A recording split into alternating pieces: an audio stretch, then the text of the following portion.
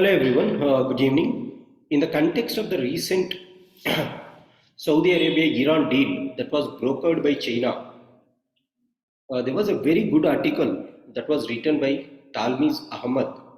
Who is Talmiz Ahmad? Talmiz Ahmad is the former ambassador to West Asia, and he writes exclusively about West Asian context. So in this, he has written an article saying that the olive branch effect of Beijing Accord. What exactly has Mr. Talmiz Ahmad has written about this effect that is called the olive branch effect? Now, what is the meaning of olive branch?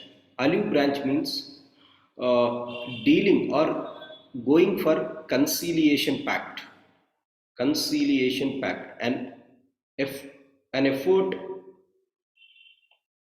to mediate between two varying factions is called olive branch effect. Now, how this olive branch or how this deal is going to work for China, this is the context. Now, what he starts is he starts beautifully saying that this region, particularly the Arab world, which has been in news of war, death, destruction, has changed its portfolio or changed its scenario altogether. And today, it is witnessing the involvement of ministers, involvement of diplomats from one capital to other capital, moving on, and now it has changed the landscape from war to discussions. It has changed from field to boardroom discussions. This was a very good insights by this man saying that the landscape has been changing. Now, what exactly is the issues that we have seen recently?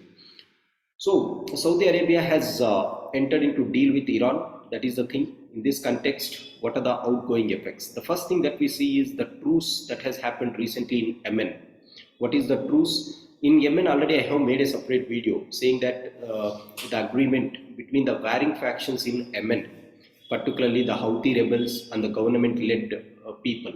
So there are two varying factions in Yemen. These two people are fighting. Now, what Saudi Arabia and Iran did is, because of their reconciliation pact, the Yemen truce or Yemen peace deal has occurred.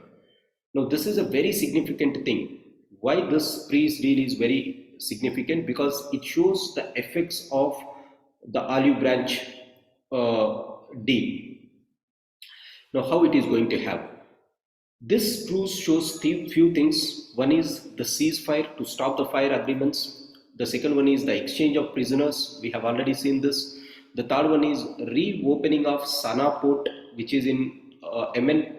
Free blockade of tires by the Houthis. Now, this was blocked by Houthis. Now, they are going to open this.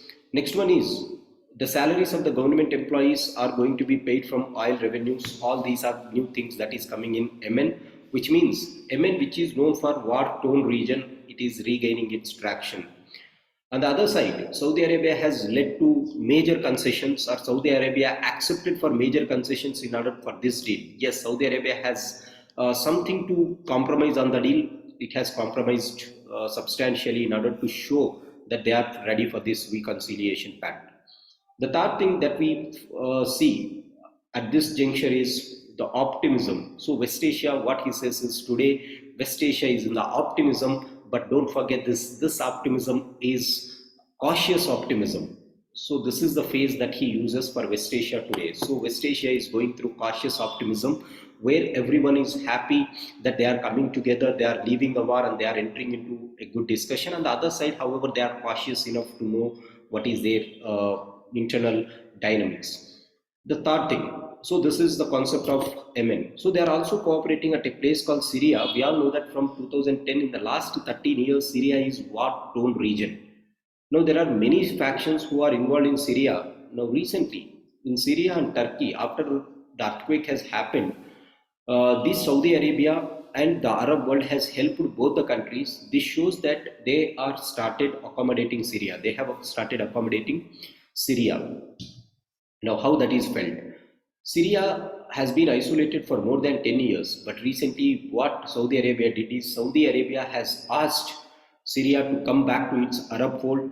Saudi Arabia has extended its the so-called Arab League summit membership, or Arab League it has invited for that summit.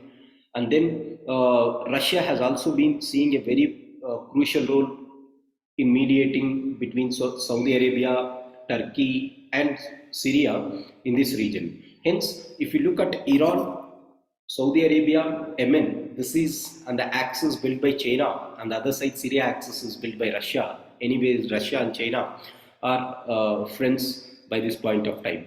Now, what is the emerging regional order by this now? The emerging regional order is Saudi Arabia has become a dialogue partner of Shanghai Cooperation Organization with China. This is a very important thing. The second one is it wants to become member of BRICS, in which China is a member. The third one is it is on the other hand buying the weapons from US, but at the same time it started diversifying its supplies. It started getting ballistic missiles from China along with technology transfer. And Saudi Arabia and Russia are OPEC plus members. So this shows that Saudi Arabia has drastically shifting its side from USA towards China and towards Russia. Similarly, Iran, we all know that Iran, right from beginning after 1972 Iranian war, it is with Russia. Now, because of the sanctions recently on Iran, they have moved substantially very close to China. So overall, now Barack Obama, what he said way back in the year 2016, Barack Obama said that Saudi Arabia and Iran has to find a common ground to come and enter into deal. But unfortunately, that deal was happened, but US was not in the deal.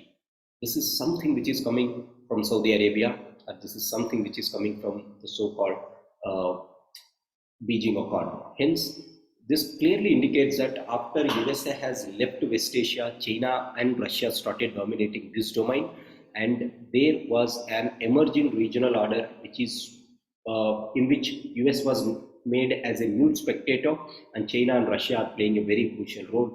These are the new developments that are happening. A very good article that PSIR students has to go through it, and even for general studies students, please have a look at these type of things. It will be really helpful. Thanks for joining.